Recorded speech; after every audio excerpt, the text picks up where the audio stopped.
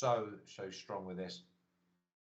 It's Man City versus Aston Villa. Man City minus 550. Man City at -2 at -110. Poor old Aston Villa at plus 1400. The under/over 3.5, with over 3.5 being plus 120. I'm so tempted, Marco, here to add that. I see Man City come out the traps. Maybe a nervy 5 or 10 minutes. They score one. I can see them scoring 3 first half. So I'm liking Man City to score 3 in the game at -105. Man City just to basically score twice in the first half, and the over 3.5 at plus 120. Remember, Man City, this is their last. This is proper party stuff. I can see this being minimum 4. Yeah, I wouldn't say they're not capable of it. Of course, I think going forward they can batter any team if they want to. My main issue about City coming into this weekend is the other end of the field really, and that's why sort of taking any sort of handicap bet would kind of worry me a little bit. And defensively, there's going to be no Walker, no Diaz or Stones again. And we saw what happened last week at West Ham without those players. Pep opted to field Fernandinho at centre half and Aymeric Laporte, who didn't look fully fit. Strange call, I thought, with Nathan Ake on the bench, who provides a bit more pace.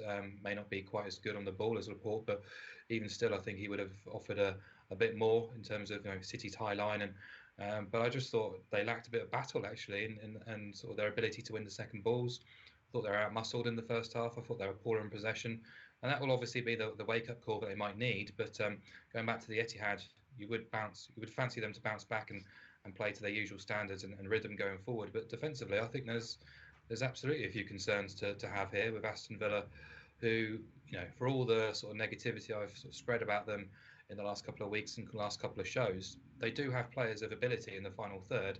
They do have players who can run in behind and trouble teams, particularly the front two.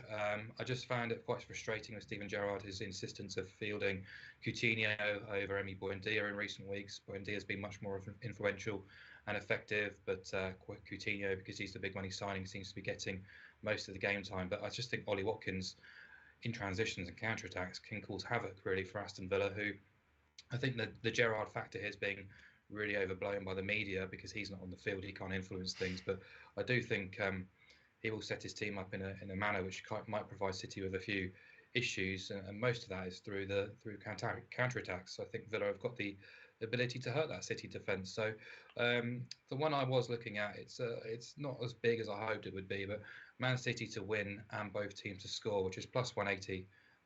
Doesn't really matter how many goals City score, how big they win by, as long as Villa can get on the score sheet, even if it's just a consolation. I think it's quite a big price when you look at the makeup of that City defence. But yeah, I expect them to win the title. I expect them to win this match, but just a few concerns about what they've got available to them at the back. Stinch, I've added Man City team total over 2.5 at -105 because I've got an absolute cracking bet here as well. But I'm going to let you have your say. Man City versus Villa. First of all, give me a score and work backwards. 2-1 Villa. I just said Man City over 2.5 goals at -105, and then you want to absolutely throw water all over my barbecue. What's going on? Man City get beat on the final day of the season against Aston Villa. Well, Man City is struggling defensively.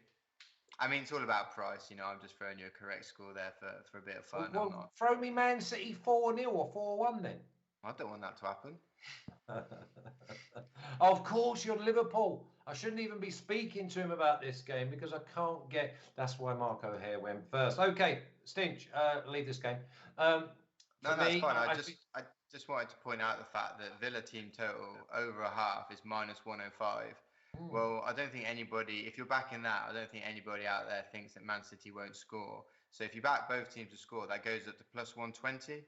That's a huge increase. If you think Villa are going to score, you might as well take the +120 on both teams score. What about Man City scoring 4?